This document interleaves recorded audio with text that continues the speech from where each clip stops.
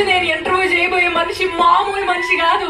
Time magazine వాళ్ళే interview అడిగితే time లేదు అని చెప్పి నా కోసం, నా ఛానల్ కోసం ఇంటర్వ్యూ చేయడానికి ఒప్పుకున్నారు.